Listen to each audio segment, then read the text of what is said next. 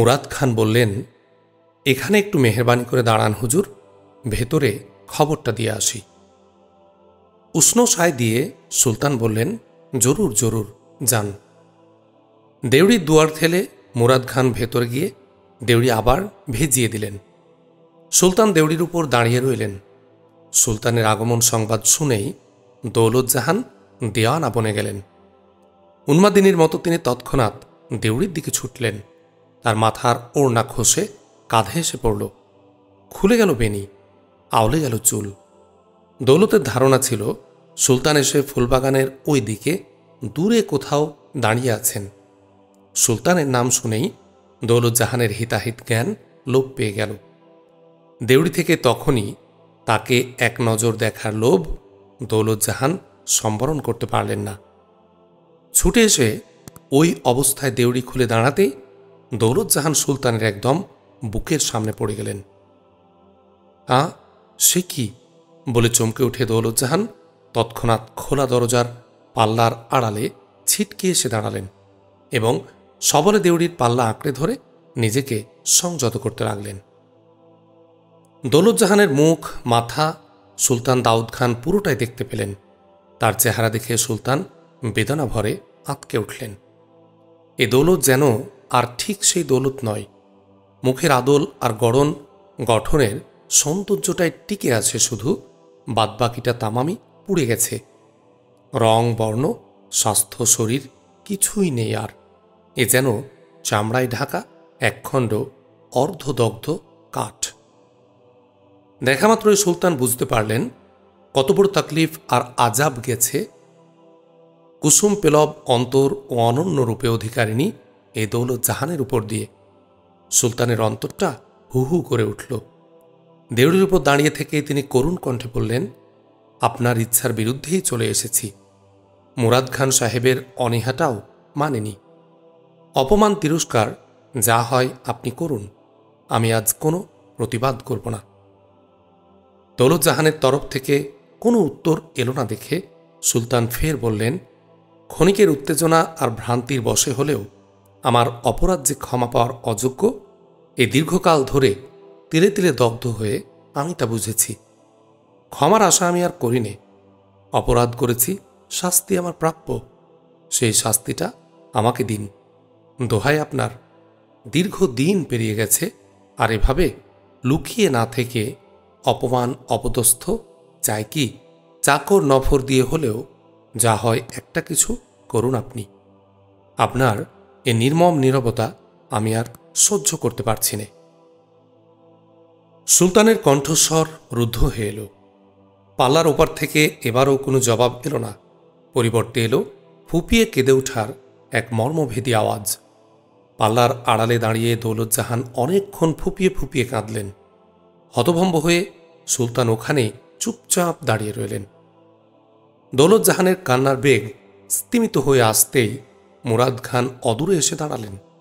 চোখ মুছে দৌলতজাহান মুরাদ খানকে বললেন, দাদু, আমার সালাম জানিয়ে তোমার হুজুরকে এনে আমার ঘরে বসাও। অনেকক্ষণ উনি দাঁড়িয়ে আছেন। জবাবে মুরাদ খান উৎসাহ ভরে বললেন, আচ্ছা আচ্ছা, তোমার ঘরটাই তো আমি এতক্ষণ গুছালাম, কিন্তু ভালো কোনো কুর্সি বা আসন?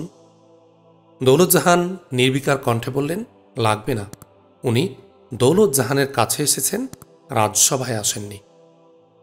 কিঞ্চিত ক্ষুণ্ণ হয়ে মুরাদ খান বললেন, দৌলত? দৌলতজাহান একই কণ্ঠে বললেন, ওনার একটু তাকলিফ হবে, হোক, উনি নিশ্চয় তাতে কসুর নেবেন না। যাও, আমি এক্ষুনি আসছি।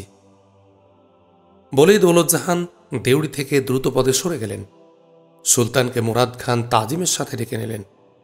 অন্দরে এসে সুলতান দাউদ খান বললেন, ও হাঁ, দৌলতজাহানের আম্মাজান কোন ঘরে? ওনাকে আগে সালাম জানানো প্রয়োজন। মুরাদ খান ইতস্তত করে বললেন, উনি এক্ষুনি একটু ঘুমিয়ে গেলেন হুজুর। গত 2 রাত যাবৎ হঠাৎ কোশেষ করেও ঘুমোতে উনি পারেননি। এমাত্রই নাকি একটু ঘুমিয়েছেন। তাই নাকি? এখন ঘুম ভাঙলে হয়তো আবার 2-3 রাত। না না না, তাহলে ঘুম আর ভাঙাবো না। তবে দূরে থেকে ওনাকে একটু দেখব। অনেক দিন ধরে বিমারে ভুগছেন। জি হুজুর, জি, তাহলে আসুন। এই যে এদিকের ওই ঘরে উনি আছেন। ওই ঘরে? ওখানে উনি একাই থাকেন? জি না, থাকেন দৌলতজাহানের পাশের কামরায়। এদিকে এখন একটু নিরিবিলি তো। ও আচ্ছা, চলুন। বিমার বিধ্বস্ত দৌলতজাহানের আম্মা দিনার বানুকে সুলতান দাউদ খান করুণ নয়নে চেয়ে চেয়ে দেখলেন। অতপর ঘুরে মুরাদ খানের সাথে দৌলতজাহানের ঘরে এসে ঢুকলেন। ছোটখাটো সাধারণ এক কামরা, আসবাবপত্র স্বল্প, তবু দৌলতজাহানের রুচির পরিচয় সর্বত্রই সমুজ্জ্বল। সবকিছুই পরিষ্কার পরিচ্ছন্ন ও সুন্দরভাবে সাজানো গোছানো। মামুলি এক পালঙ্কের উপর পাতা দৌলতজাহানের বিছানাটাও ভদ্রচিত। কম দামি হলেও চাদর বালিশ ধবধবে, ভাঁজ করা কাঁথা কম্বল ও পাশ বালিশ যথাস্থানে স্থাপিত। দেখলেই বোঝা যায় চাদরটা কেউ টেনে টুনে দিলেও কাঁথা কম্বলে হাত পড়েনি তার। তা পড়লে ওগুলোর ভাঁজ আরও পরিপাটি হতো। পাশে একটা ঝাড়া মোছা কুর্সি পাতা থাকলেও সুলতান এসে দৌলতজাহানের বিছানার উপর বসলেন। কুর্সিতে বসার জন্য মুরাদ খানের আবেদন কানিয়ে দিলেন না। একটু পরেই ঘরে ঢুকলেন দৌলতজাহান। তিনি যে চোখ মুখ ধুয়ে এলেন, হাতের তালু ও আঙ্গুলগুলো ভেজা দেখে সুলতান তা বুঝতে পারলেন। লেবাস তিনি বদলাননি, আগের লেবাসটায় টেনে টুনে ঠিকঠাক করে এসেছেন। বাড়তি বলতে ওড়নার বদলে মাথায় এবার খাটো একটা আট পরে বোরকা তুলে দিয়েছেন। সুলতানকে বিছানার উপর বসা দেখেই দৌলতজাহান জিজ্ঞাসু নেত্রে মুরাদ খানের দিকে চাইলেন। মুরাদ খান কাচুমাচু করে বললেন, কুর্সিতে বসার জন্য হুজুরকে অনেক অনুরোধ করেছি, কিন্তু হুজুর শুনলেন না। দৌলতজাহান বললেন, ও তা না শুনলে আর তুমি কি করবে? মুরাদ খান বললেন, তুমি আর এখন বসবে কোথায়? এই কুর্সিতেই বসো, হুজুর যখন বসলেন না। তাই তো বসতে হবে, দাঁড়িয়ে থাকা বেমানান। তা তুমি যাও দাদু, বাইরে অবশ্যই আর কেউ আছেন, ওদিকে একটু দেখো। ও হ্যাঁ, তাই তো। মুরাদ খান তড়িঘড়ি বেরিয়ে গেলেন। দৌলতজাহান এসে কুর্সির উপর জড়সড় হয়ে বসলেন এবং অধপদনে চুপ করে রইলেন। সুলতানের দিলে তখন অশান্ত আবেগ, অশেষ বেদনা, অসংখ্য প্রশ্ন। দৌলতকে সামলানো নিয়ে ভয়ও তার অনেক। কোনখান থেকে কি বলে সুলতান কথা শুরু করবেন তা তিনি ভাবতেই দৌলতজাহান মাথা না তুলে শান্ত কণ্ঠে বললেন, খুবই কি দুর্দিন যাচ্ছে এখন? সুলতান তাজ্জব হয়ে গেলেন। তার দৃঢ় ধারণা ছিল মুরাদ খানের সামনে যত সংযতই থাকুন, দৌলতজাহান এবার নির্ঘাত ফুঁসে উঠবেন। কিন্তু তার বদলে এমন শান্তভাবে দৌলতজাহানকে কথা বলতে দেখে সুলতান তার মুখের দিকে অবাক বিস্ময়ে চেয়ে রইলেন। অল্প একটু মাথা তুলে দৌলতজাহান আবার বললেন, মানুষের দুশ্মনী আর বেঈমানি যে এতটাও হতে পারে ভাবা যায় না। সুলতান এবার বিপুল আগ্রহে বললেন, আপনিও সব শুনেছেন? শুনেছি বলেই তো বলছি।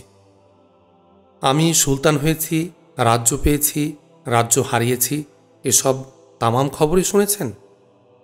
তামামই শুনেছি। আমি কি হালে আছি, কি করছি, মানে আমার সব ব্যাপারটাই জানেন? ক্লিষ্ট হাসির ঈষৎ একটা রেস্ট টেনে দৌলতজাহান বললেন, অনেকটা জানিই তো। কি আশ্চর্য! অথচ? দৌলতজাহান এবার সরাসরি মুখ তুলে বললেন, অথচ কি? আমি যে আপনাদের হন্যে হয়ে খুঁজে বেড়াচ্ছি, এটুকু জানলেন না?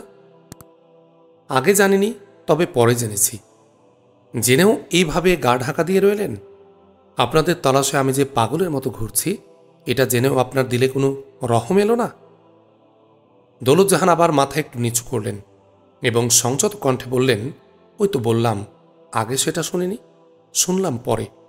তবে আগে শুনলেই বা কি করার ছিল আমার?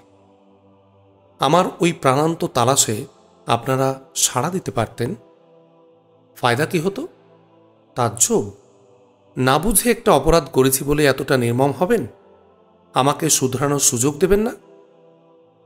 দৌলতজাহান এবার কিঞ্চিত শক্ত কণ্ঠে বললেন, আমার পিতৃপরিচয় ভালো না হলে ওই শুধরানোর আগ্রহটা কি জনাবের আসত? মানে? পরিচয়টা সুবিধাজনক হয়েছে বলেই তো এ আগ্রহ এসেছে। মান সম্মানের অনুকূল না হলে নিশ্চয় এটা আসত না। এ কি বলছেন? এখানে তো দিলের প্রশ্ন উঠছ। এ আগ্রহ লাভ লোকসানের হিসেব কষা তেজারতি আগ্রহ। আমার এতে চঞ্চল হওয়ার কি আছে? এই বুঝেই আপনি আছেন? বলুন, বুঝটা আমার ঠিক নাকি? সুলতানও এবার শক্ত কণ্ঠে বললেন, না, ঠিক নয়। সাক্ষী এক আল্লাহ তাআলা আর আমার জঙ্গি চাচা কালাপাহাড় সাহেব। কালাপাহাড় সাহেব আজ এখানে থাকলে তিনি সাক্ষ্য দিতেন যে আপনার পিতৃ পরিচয়ের তোয়াক্কা না রেখেই আমি আমার ভুলটা বুঝতে পেরেছি মানুষ কর্মের জন্য দায়ী, জন্মের জন্য নয়। আপনি নির্দোষ। দৌলতজাহান উৎসুক হয়ে বললেন, তারপর? আপনাদের হাতের কাছে পেলে আমার দুর্ব্যবহারের জন্য আমি মাপ চাইতে পারতাম। আপনার জন্ম বৃত্তান্ত অনুজ্জ্বল হলেও আপনার দিলের যে গ্লানি আমি মুছে দিতে পারতাম। আপনাকে নিয়ে ঘর বাঁধার পথ খুঁজতে পারতাম। সত্যি কি তাই? আমার হাতে তো এক্ষণে সাক্ষী নেই। বিশ্বাস করা না করা আপনার অভিরুচি। দৌলতজাহানের দিলটা হালকা হয়ে গেল। এবার তিনি স্মিত হাস্যে বললেন, সেই পথ খুঁজতে গিয়েই বা জনাব কি করিতে পারতেন? তার পরিবারের অনেককেই তো জানলাম, তাতে তার তকলিফ আর দিকদারিটাই বাড়ত শুধু। তা সে যাই বাড়ুক, অন্তরে যে আমার তেজারতির প্রশ্ন নেই, এজন্যেই বললাম। দৌলতজাহান নীরব হলেন। সুলতান আবার বললেন, আচ্ছা, আমার সাথে এত নিবিড়ভাবে মিশেও কি আপনি আমার দিলের খবর পুরোপুরি পেলেন না? সাময়িক ওই উত্তেজনা আর বিভ্রান্তির সাথেই কি আপনার সব স্মৃতি মুছে যাওয়ার মতোই আমার দিল? তা ভাবব কেন? জনাবকে চিনতে কি আমার এতটাই ভুল হয়েছে? তাহলে আর এতটা নীরব হয়ে থাকলেন কেন? নীরব হয়ে শেষ পর্যন্ত আমিও হয়তো থাকতাম না, বা থাকতেও পারতাম না, জনাব যদি সাধারণ মানুষ হতেন। যদি আমার আর জনাবের মাঝে জনাবের ওই খানদানি বংশ পরিচয় আর মসনদের দেয়াল না থাকত। ও পরিবেশের কথা আমি চিন্তাও করতে পারি না। জনাবদের ওই হেরেমকে আমি হারাম জ্ঞান করি। হতবুদ্ধি হয়ে সুলতান দাউদ খান হতাশ কণ্ঠে বললেন, এতটাই? জি জনাব, এতটাই। তাজ্জব কেন? জনাব এতে তাজ্জব হচ্ছেন কেন? তাজ্জব হচ্ছি এই কারণে যে, এই যেখানে আপনার অনুভূতি, আমাদের প্রতি আপনার যেখানে এতটাই আক্রোশ, সেখানে আপনি আমার সাথে এমন সহজ ব্যবহার কেমন করে করছেন? মানে, আমার তো বদ্ধ ধারণা ছিল আপনি আমার সাথে চরম দুর্ব্যবহার করবেন। কেন, জনাবের এমন ধারণা কি করে হলো? এ নিয়ে তো জনাবের সাথে এর আগে কোনো কথা হয়নি আমার। ধারণা হলো আপনারই পত্র থেকে গজনবী সাহেবের স্ত্রীকে আপনি যে পত্র লিখেছিলেন, তা তো এই কথাই আপনি বলেছেন। দৌলতজাহান আনন্দ বিস্ময়ে বললেন, সে কি, সে পত্র জনাবের হাতেও গিয়েছিল? গিয়েছিল, আর সেজন্যই তো বলছি। কিন্তু দুর্ব্যবহারের পরিবর্তে হঠাৎ এই সহানুভূতিশীল কথাবার্তা আর আচরণ, এর হেতুটা কি? দৌলতজাহান আবার মাথা নিচু করলেন এবং ধীর কণ্ঠে বললেন, দুর্ব্যবহার হয়তো বা নিশ্চয় করতাম যদি না জানতাম জনাবের দিলটা আমি এখনও পুরোটাই দখল করে আছি।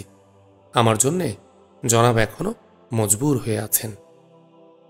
দৌলত, আমাকে না পেয়ে যিনি এতটাই ভেঙে আছেন, আমার জন্য যার দিল এখনও এত কাতর, তার দিলে আঘাত আর কি করে আমি দেই? তার আশা পূরণ করতে না পারলেও আঘাত তো করতে পারি না। সে কি, এসব কথা কি করে আপনি জানলেন? সুলতান বিহ্বল হয়ে গেলেন। দৌলতজাহান স্মিত হাস্যে বললেন, আমি শুনেছি। কার কাছে? শিপ্রা দেবীর কাছে। সুলতান চমকে উঠলেন। তিনি সবিস্ময়ে বললেন, শিপ্রা দেবী? তাকে কোথায় পেলেন? এই তো এখানেই তারা আছেন, আমাদের এই কয়টা বাড়ি পরে ওনাদের বাড়ি। তাজ্জব, ওনারা তো মন্দারণে ছিলেন, এখন এখানেই এসেছেন।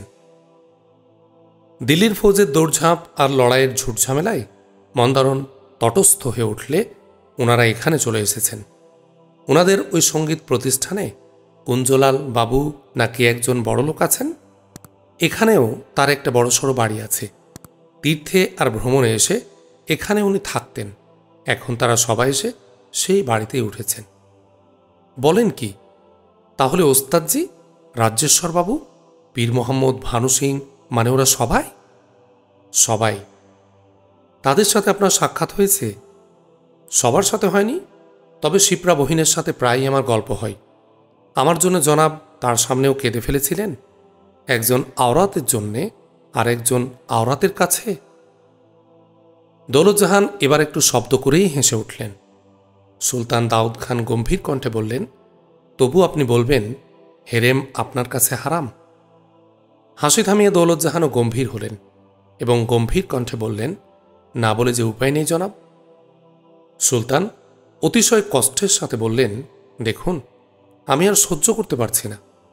আমার স্পষ্ট হওয়া প্রয়োজন, আপনাকে পাওয়ার কি তাহলে কোনো আশায় আমার নেই? আপনি কি কিছুতেই আমাকে কবুল করতে পারেন না? দৌলতজাহান এবার ম্লান কণ্ঠে বললেন, সে না পারার ব্যথাটা যে কত বড় আমার কাছে জনাব তা নিশ্চয় বুঝতে পারছেন। তবু তবু কবুল করতে পারলেও এখন নয় জনাব, এখন সে চিন্তা করার মোটেও অনুকূল সময় নয়, এখন বড় দুঃসময়। দুঃসময়? একদিকে আমার আম্মার এই জীবনমৃত অবস্থা, আর অন্যদিকে জনাবের এই নিদারুণ দুর্দিন। এগুলো কাটিয়ে ওঠার আগে এসব কথা চিন্তা করা সাজে না। কিন্তু এই দুর্দিনেই তো আপনার সঙ্গ আমার বড় প্রয়োজন ছিল দৌলত। আমাকে উৎসাহিত করার জন্যে আপনাদের সান্নিধ্য। জনাব ভুল করছেন। এখন আমি জনাবের প্রয়োজনের চেয়ে বোঝাই হব বড়। হৃদয়ের দুর্বলতা দিয়ে জনাবকে উৎসাহিত করার বদলে পিছুই টানব, কমজোর করে দেব। দৌলত, লড়াইয়ের ময়দানে যিনি সকলের আতঙ্ক, সেই বাহাদুরের দিলে এই দুর্বলতা এক্ষণে বেমানান জনাব। বরং তাবৎ দুর্বলতা ঝেড়ে ফেলে জনাবের প্রধান দায়িত্ব ও কর্তব্যের দিকেই জনাব এখন ঝাঁপিয়ে পড়ুন। এখানে বসে আমি তার কামিয়াবির জন্যে আল্লাহ তাআলার দরবারে নিরন্তর আরজ পেশ করতে থাকব। তা মানে আমি সেদিনের অপেক্ষা করব, জনাব যেদিন তামাম দুশ্মন উৎখাত করে, তামাম মুলুক মুক্ত করে মসনদে উঠে বসবেন, কিংবা যেদিন তিনি সর্বস্ব হারিয়ে নিশ্চিন্ত হয়ে আমার কাছে ফিরে আসবেন। এ দুইয়ের যে কোনো অবস্থাতে আমি হৃদয় মন ঢেলে দিয়ে জনাবকে কবুল করব, তার আগে কখনো নয়। কিন্তু এই ঝুলন্ত অবস্থায় আবার সেই মহব্বতের খেলা খেলতে গিয়ে ভাঙ্গা বুক দুসরাবার ভেঙে গেলে সে আঘাত আমি আর তরিয়ে উঠতে পারব না। কিন্তু যদি তার আগে মওত ঘটে আমার? দৌলতজাহান চমকে উঠে থেমে গেলেন। এরপর করুণ কণ্ঠে বললেন, নসিব যদি এতটাই নারাজ হয়, তাহলেও জনাব জেনে রাখুন, আমি জনাবেরই ছিলাম, জনাবেরই আছি, আর ও অবস্থাতে আমি জনাবেরই থাকব। এর কোনো ব্যতিক্রম হবে না। কিন্তু জনাবেরই ওই বৃহৎ কর্তব্যের মধ্যে ক্ষণিকের সুখের এই ক্ষুদ্র স্বার্থ ঢুকিয়ে তার কর্তব্য পথ আমি পিচ্ছিল করতে পারব না। দৌলতজাহান, আর কথা নেই জনাব, এ আমার শেষ কথা। এ প্রসঙ্গ আর না টানার জন্যে জনাবকে আমি স্বনির্বন্ধ অনুরোধ জানাচ্ছি। সুলতান দাউদ খান কাররানি নির্বাক হয়ে গেলেন। অনেকক্ষণ পর একটা দীর্ঘ নিঃশ্বাস ফেলে তিনি বললেন, বেশ, আপনার কথাই মেনে নিলাম, কিন্তু আমার আরেকটা কথা আপনাকে রাখতে হবে। আরেকটা কথা? আপনাদের এই সংসার চালানোর ব্যয় নির্বাহ করব আমি। দোহাই জনাব, এটাও আমি কবুল করতে পারব না। অতীতে আমাদের যত দুর্দিন যাক, এখন আর সে অবস্থা নেই। আমরা এখন বেশ সচ্ছল, আমাদের এভাবেই চলতে দিন। সুলতান ক্ষুণ্ণ হলেন, বললেন, অর্থাৎ আমার কিছুই আপনি নেবেন না? জি না জনাব, আমার অক্ষমতার জন্যে আমি দুঃখিত। সংসার চালাতে না দিন, এখন যদি নগদ কিছু দেই সেটাও কি? সঙ্গে সঙ্গে দুহাত জোর করে দৌলতজাহান বললেন, কেন আর জনাব আমাদের এভাবে ছোট করবেন? আমাদের স্বাবলম্বী হতে দিন। সুলতান আস্তে আস্তে বিছানা থেকে উঠে দাঁড়ালেন। এরপর দুঃখিত কণ্ঠে বললেন, আপনার ইচ্ছাকে কোনো দিনই আমি হার মানাতে পারিনি, আজও সে কোশেশ করব না। তবে আপনার কাছে একটা মস্ত বড় দায়ে ঠেকে আছি আমি। দান নয়, আমাকে সে দায়মুক্তি মওকা আজ দিতেই হবে আপনাকে। চঞ্চল হয়ে দৌলতজাহানও উঠে দাঁড়ালেন এবং শঙ্কিত কণ্ঠে বললেন, দায়মুক্তি? নিজের গলায় পরিহিত একমাত্র মালাটি গাত্রাবরণের তল থেকে বের করে সুলতান দাউদ খান কাররানি বললেন, আপনার সেই অপূর্ব ফুলের তোড়ার জন্যে আপনাকে আমি ইনাম দেব বলে ওয়াদা করে রেখেছি। কি জানি সে ওয়াদা পালনের মওকা যদি এ জিন্দেগিতে আর না পাই। এই আপনার সেই ইনাম। বলেই সুলতান মালাটি মেলে ধরে দৌলতজাহানের মাথার উপর ফেলে দিলেন। মালাটি দৌলতজাহানের বোরকা ঢাকা গলায় গিয়ে পড়ল। সুলতান বাইরের দিকে পা বাড়ালেন। আনন্দে বেদনায়, আফসোসে উল্লাসে আত্মবিস্মৃত হয়ে দৌলতজাহান সুলতানের সেই মালাটি সবলে বুকের সাথে চেপে ধরলেন। নারায়ে তাকবীর, আল্লাহু আকবার। সুলতানি বাঙ্গালা জিন্দাবাদ। নাঙ্গা তলোয়ার হাতে অশ্বপৃষ্ঠে ছুটছেন সুলতান দাউদ খান কাররানি। তার পশ্চাতে ছুটছেন তার কয়েকজন সালার। এরপরে সুলতানের নবগঠিত ফৌজ সকলে অশ্বারোহী, সকলেরই হাতে হাতে কোষমুক্ত কৃপান। পথে ধুলো উড়িয়ে বেসুমার সেপাইরা দুর্মদ বেগে ছুটছে আর মুহুর্মুহু আওয়াজ দিচ্ছে আল্লাহু আকবার। লক্ষ্য তাদের তান্ডা। দিল্লির সালার খানি খানান মুনিম খান ইন্তেকাল করেছেন। তান্ডার বিপদগ্রস্ত দিল্লির ফৌজ দিশেহারা হয়ে গেছে। কালাপাহাড় ও তার সঙ্গীরা পূব থেকে তান্ডার ওপর চাপ সৃষ্টি করেছেন। পশ্চিম থেকে করেছেন জুনায়েদ খান। তিনি বিহারে এসে পশ্চিম থেকে চাপ ফেলেছেন তান্ডার উপর। কালাপাহাড়ের আহ্বানে সুলতান দাউদ খান দক্ষিণ থেকে তাড়া করেছেন দিল্লির ফৌজকে। আতঙ্কিত দিল্লির ফৌজ পলায়নের পথ না পেয়ে বৌন নদী ঝাঁপিয়ে তান্ডা থেকে ছুটছে আর ত্রিহুতের পথ দিয়ে পাটনায় এসে পড়েছে।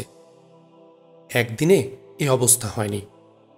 বিগত কয়েক মাস যাবৎ বাঙ্গালার সালারদের নিরবচ্ছিন্ন প্রচেষ্টা আর পরিস্থিতির আকস্মিক পরিবর্তন এ অবস্থায় এনেছে।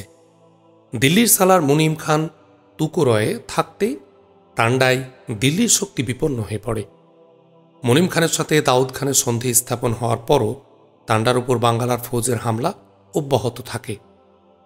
সুলতান দাউদ খান নিজে ওই সন্ধির শর্ত মানলেও জুনায়েদ খান, কালাপাহাড়, বাবুই মানকলি এবং বাঙ্গালার অন্যান্য সালারেরা এ সন্ধির দ্বারা নিজেদের আবদ্ধ মনে করেন না। সুলতান দাউদ খানের অধিকারভুক্ত ভূখণ্ড, প্রশাসন ও অর্থনৈতিক আদান প্রদান থেকে বিচ্ছিন্ন হয়ে যাওয়ার দরুন তারা সুলতানের এ সন্ধিকে সুলতানের ব্যক্তিগত সন্ধি হিসাবে গণ্য করেন এবং বাঙ্গালামূলক পুনরুদ্ধারের প্রচেষ্টা অব্যাহত রাখেন। নৈতিকভাবে আবদ্ধ থাকার দরুন মুনিম খানের জীবদ্দশাতক সুলতান দাউদ খান নিজে প্রকাশ্য যুদ্ধবিগ্রহে অবতীর্ণ না হলেও বাঙ্গালার ওই বিচ্ছিন্ন সালারেরা তাদের সংগ্রাম পূর্বাপর চালিয়ে যেতে থাকেন। দাউদ খানের সাথে দক্ষিণাঞ্চলের ঝুটঝামেলা নিষ্পত্তি করার পর মুনিম খান যখন তান্ডায় ফিরে এলেন তখন তিনি দেখলেন তান্ডার অবস্থা মুমূর্ষ। সেনাপতি কালাপাহাড় ও তার সঙ্গীরা ইতোমধ্যে শুধু ঘোড়াঘাটে তাদের দখল মজবুত করে ফেলেননি, ঘোড়াঘাটের দিল্লির সালার মজনুন খান কাকশালকে পরাজিত করে ঘোড়াঘাট থেকে তাকে সশয়নে তাড়িয়ে এনে তান্ডায় তুলেছেন এবং বাংলার সাবেক রাজধানী গৌড় এবং তৎসংলগ্ন এলাকা দখল করে নিয়েছেন। মুনিম খান আরও দেখলেন মজনুন খান কাকশাল ও তান্ডার দিল্লির ফৌজ একসাথে মিলে স্রেফ তান্ডার হেফাজতি নিয়ে ব্যস্ত হয়ে পড়েছেন। গৌড়ে অবস্থিত বাঙ্গালার ফৌজের বিরুদ্ধে যুদ্ধযাত্রা করার মতো তেমন কোনো সৎসাহসী দেখাচ্ছেন না। তার বিশাল বাহিনী নিয়ে তান্ডায় ফিরে এসে মুনিম খান বাঙ্গালা ফৌজের মোকাবেলায় পুনরায় আত্মনিয়োগ করলেন। তার নিজের ফৌজের সাথে মজনুন খান কাকশাল ও তান্ডার ফৌজ নিয়ে তিনি অবিলম্বে গৌড়ে এসে হানা দিলেন। সর্বাত্মক আক্রমণে তিনি কালাপাহাড় ও তার ক্ষুদ্র দলকে গৌড় থেকে উচ্ছেদ করলেন বটে, কিন্তু ঘোড়াঘাটের দিকে এগিয়ে প্রচণ্ড মার খেয়ে তিনি আবার তান্ডায় ফিরে এলেন। এরপর আরও কয়টি অভিযান ঘোড়াঘাটে চালিয়ে ব্যর্থ হওয়ার পর ঘোড়াঘাট অঞ্চলের এ বাঙ্গালার ফৌজকে চূড়ান্তভাবে মোকাবেলা করার ইরাদায় খানি খানান মুনিম খান বাঙ্গালার রাজধানী তান্ডা থেকে পুনরায় গৌড়ে তুলে আনলেন। এরপরেই শুরু হল দিল্লির ফৌজের বিপর্যয়। এ সময় বাঙ্গালার ওই সব ছাড়িয়ে পড়া সৈন্যদলের বিভিন্নমুখী হামলা তীব্র আকার ধারণ করল। বিহার, ঝাড়খণ্ড, ঘোড়াঘাট, গৌড় ইত্যাদি এলাকায় বাঙ্গালার সালারেরা মরিয়া হয়ে দিল্লির ফৌজের উপর নিরন্তর হামলা চালাতে লাগল। অনির্দিষ্ট এবং অনিশ্চিত এই ঝটিকা হামলার বিরুদ্ধে বিশাল লট বহন নিয়ে মনিম খান কোনো সর্বাত্মক পদক্ষেপ নেওয়ার তাল করতে পারলেন না। বাঙ্গালার ফৌজের এই চতুর্মুখী হামলায় দিল্লির ফৌজের মনোবল ভেঙে পড়ল এবং তারা হতাশ হয়ে গেল। এর সাথে যুক্ত হল নানাবিধ প্রসঙ্গ। মনিম খান বাইরে থাকার কালে দিল্লির সিপাহী সালারদের মধ্যে যে কলহ পয়দা হয়েছিল ক্রমশই তা জোরদার হয়ে উঠতে লাগল। দিল্লির ফৌজে শিয়া সুন্নি উভয় প্রকার সিপাহী ছিল। শিয়া সুন্নিদের মধ্যে বিরাজমান বিভেদটাও এ সময় মাথাচাড়া দিয়ে উঠল। সবচেয়ে দিল্লির ফৌজের বড় বিপর্যয় আনল গৌড়ের মহামারী। গৌড়ের আবহাওয়া অনেক আগে অত্যন্ত দূষিত হয়ে যায়। নিতান্ত অস্বাস্থ্যকর হওয়ার কারণে মরহুম সুলাইমান খান কাররানি রাজধানী গৌড় থেকে তান্ডায় সরিয়ে আনেন। মনিম খান আবার বাঙ্গালার রাজধানী গৌড়ে পার করার কিছুদিন পরেই গৌড়ে ভয়াবহ মহামারী দেখা দিল। এই মহামারীর কবলে পড়ে দিল্লির ফৌজ দলে দলে মৃত্যুর কোলে ঢলে পড়তে লাগল। জীবিতরা অনেকেই আতঙ্কগ্রস্ত হয়ে গৌড় ছেড়ে তান্ডায় এবং কেউ কেউ বিহারের দিকে ছুটতে লাগল। স্থানীয় অধিবাসীরাও অনেকেই প্রাণ দিল আর অনেকেই গৌড় ছেড়ে পালালো। দেখতে দেখতে গৌড় শহর জনশূন্য প্রেত পুরীতে পরিণত হল। ঠিক এ সময় জুনায়েদ খান বিহারের দিক থেকে তান্ডার উপর মারাত্মক চাপ সৃষ্টি করলেন। মনিম খান নিজেও রোগাক্রান্ত হয়েছিলেন। এই মহামারীর কারণে জুনায়েদ খানকে ঠেকা দেওয়ার অভিপ্রায়ে আবার তিনি রাজধানী গৌড় থেকে তান্ডায় পার করলেন। কিন্তু জুনায়েদ খানকে ঠেকা দেয়া আর তার হল না। রাজধানী তান্ডায় আনার কয়েকদিন পরে অশীতপর বৃদ্ধ মনিম খান কঠিন ওই মহামারীর ছোবলে ইন্তেকাল করলেন। বাঙ্গালা বিহার উড়িষ্যায় দিল্লির শক্তির কেন্দ্রীয় স্তম্ভ ধসে পড়ল।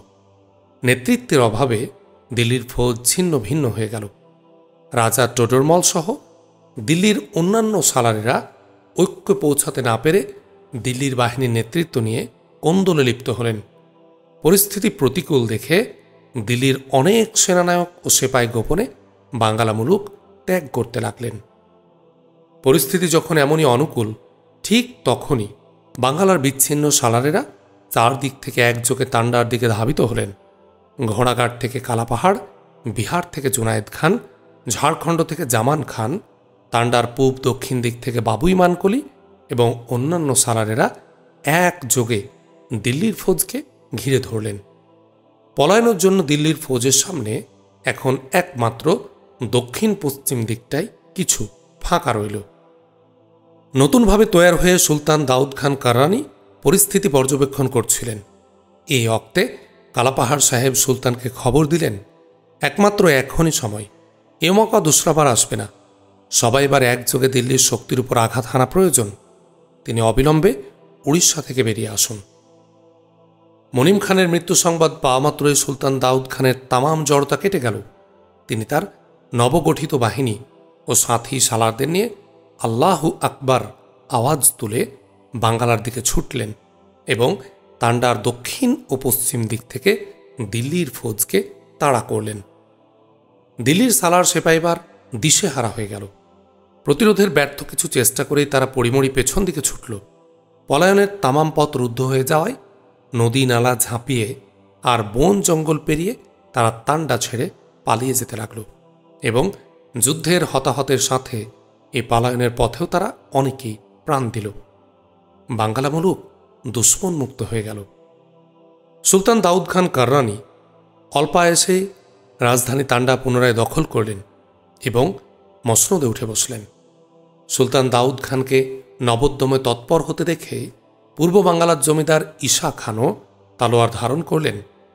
পূর্ব বাঙ্গালায় অবস্থিত দিল্লির সালার শাহ বর্দিকে তিনি পরাজিত ও তাড়া করে দিল্লির দিকে পাঠিয়ে দিলেন। অতপর বাঙ্গালার সালারেরা চারদিকে দিল্লির ফৌজের তালাশ করে ফিরতে লাগলেন। ফলে দিল্লির ফৌজ বাঙ্গালা তো ছাড়লই, বিহারের পূর্ব প্রান্তেও তারা কেউ রইল না। পরিমরি পশ্চিম প্রান্তে ছুটে আসতে লাগল। অনেকেই আবার দিল্লির পথও ধরল। সুলতান দাউদ খান কাররানি বাঙ্গালা ও উড়িষ্যা সহ বিহারেরও অর্ধেক অংশে নিজ অধিকার পুনঃপ্রতিষ্ঠা করলেন। দিল্লির ফৌজ পালিয়ে যাওয়ায় যুদ্ধের ডামাডোল আপাতত থেমে গেল। সুলতান দাউদ খান কাররানি এবার দ্রুত গতিতে আর বিধ্বস্ত প্রশাসন গুছিয়ে নিতে লাগলেন।